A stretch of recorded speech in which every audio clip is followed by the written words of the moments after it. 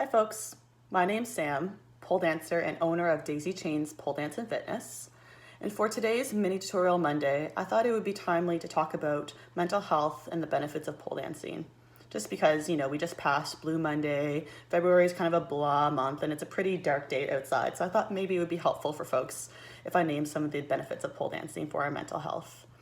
Now, a lot of people know that exercise is really beneficial, not just for our physical health, but for our mental health. They say that energy energizes, and exercise is a great way to get your heart rate up, to get endorphins flowing, and it has a host of other benefits for our body.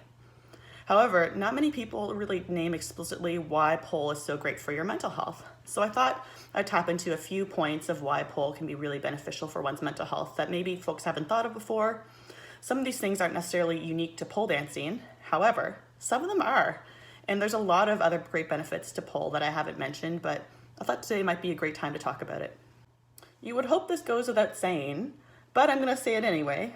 I'm not giving medical advice today, nor am I suggesting that pole is a substitute for clinical therapy. However, I thought shining light on some of these great tips would help people get out of their slump, help them feel good about themselves, and get them motivated to do some exercise, especially if you haven't tried pole before. So enjoy, and I hope you find these tips helpful.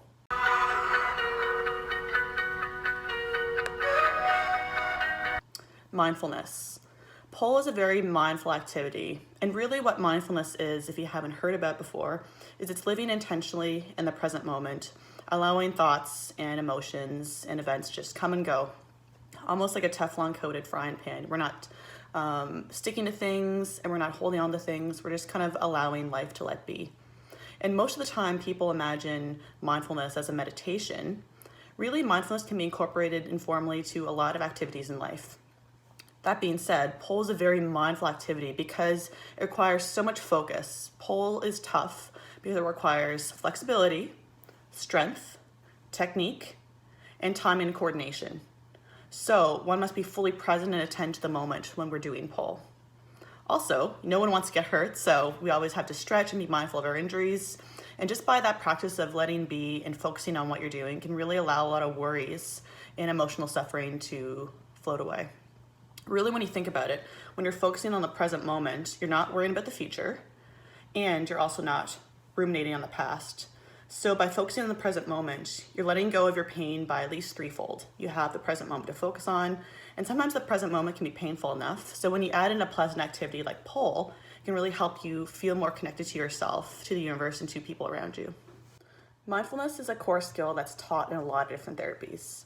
It's evidence-based practice that shows a lot of research in helping getting more out of life, accumulating more positive events, and also decreasing emotional suffering by attending to the present moment. Social support. So it's not surprising that having support and socialization is really helpful for one's mental health. There's a huge pole community that can be accessed through social media, word of mouth, or just being a part of a class. And that support can be really, really helpful and help one feel good about themselves and also to share accomplishments. It's not uncommon that behind every pole trick that's mastered, there's a whole pole community, whether it be in real life, like your pole sisters beside you or your teacher in class cheering you on, or people commenting on how awesome your trick was. So one of the psychological skills that pole really taps into is a skill called opposite action. Opposite action originates from a therapy called dialectical behavioral therapy, which was created by a psychologist named Marshall Linehan. However, by virtue of acting opposite to one's feelings, a lot of therapies incorporate the skill. It just may be named something different or more informally used. As you can imagine, pole can really help people channel the use of the opposite action skill. When it's really gray outside, or maybe you're not feeling very well, and you push yourself to go to pole class, you're acting opposite to the urge to stay inside and eat cheesies and watch Netflix. When we act opposite, we're countering the feeling. Every emotion has an action urge associated with it. And when we act opposite to an emotion that's not helpful to us, we can really help channel our inner power, and it can help us get out of a depression or a funk or a slump. So if you don't feel like going to pole class, try to remind yourself of all the reasons why you go and push yourself to go anyway. Now, a caveat to that is acting opposite really is useful when the emotion does not fit the situation. If you're injured, then of course maybe take some time to rest. However, if it's a feeling that kind of gets in the way and is thwarting you from achieving your goals, acting opposite can be really, really useful. So another psychological skill that pole taps into is called behavioral activation, which is a gold standard treatment for depression.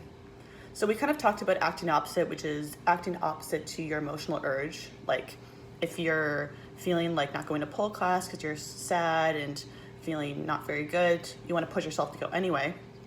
So it does tap into that. And also, part of behavioral activation is about setting goals for yourself that are specific, measurable, time sensitive, and realistic. So when we set goals for ourselves, it can really help us build mastery and feel more competent and confident at living. Pole is all about meeting you where you're at and setting goals based on your skill level. A lot of the times you prove yourself wrong when you think you can't do something, and then you, oh my gosh, you get into the trick and it's like an amazing moment, and just this flood of endorphins and feel good chemicals come in. So as we build mastery through pole, we start at the very basic skills like how to walk around the pole, how to do a basic spin. We're building mastery, we're setting little goals for ourselves. It may not even be explicit, but by virtue of us doing this can really help us alleviate depressive symptoms and feel better about ourselves. Another thing that's handy about pole classes is that usually you'll schedule an appointment that might be weekly or bi-weekly, and this can really help add structure to our days. A lot of times when people feel quite anxious and overwhelmed, it's because there's a lot of chaos going on in their lives, or maybe they're lacking structure. Having a structured routine can really help you feel more calm, and knowing that you have regular pole class can be really helpful to channel all that energy into moving forward. Healing from trauma. So this is a particular approach that I'm not trained in, and I won't speak too much about it. However, there is research that shows approaches like sensory motor therapy and somatic experiencing, they really believe that whenever a traumatic event happens, that there's an action that's been thwarted. And so by being able to follow that action through, it can be quite healing for the person. Now, I'm not saying that pole is a substitute for trauma therapy by any means. However, just by virtue of getting out, moving, extending, that can really be helpful in healing. On the same side of the coin as healing through trauma, another benefit of pole dancing is feeling better about ourselves, having more positive thoughts about ourselves, our self-esteem, our self-worth, and maybe even feeling a little bit better about others too. My theory about this is related to the just world belief, or the just world hypothesis. What the just world belief says is that a lot of the times in our society, we're conditioned to believe that good things happen to good people and bad things happen to bad people. Think about it. A lot of the times we raise our kids that, if they throw a tantrum or if they do something bad, we're not going to reward them. We're going to maybe punish them in some way, like put them in timeout. Or maybe if our kid does well on a test, maybe we congratulate them, maybe we take them out for supper or say good job. On the other hand, the way our society works, a lot of the times laws are also kind of built in line with the just world belief. So if you are caught speeding, maybe you get a fine or a ticket. So when we're kind of conditioned in these ways, in the way we grow up in, if any event doesn't really fit into these belief systems, it doesn't really sit well with us. So sometimes this leads people to either blame themselves or to blame others when a bad thing happens. Because we grow up with the belief that good things happen to good people and bad things happen to bad people, sometimes people will misplace blame and actually take ownership of a traumatic event. So when we actually go and do something outside our comfort zone like pole dancing, sometimes we're actually countering the narrative that it's our fault, or that there's something wrong with us, or that we're a bad person, or that we don't deserve happiness, because we're actually acting opposite, again, to these thoughts, actions, and belief systems. So that's all I have for you today, guys. If you thought my video was helpful or interesting, leave me a comment. If I've shed some light on things you haven't thought of before, amazing, go forth and share what you've learned to the world. And I hope you have a wonderful day. Take care.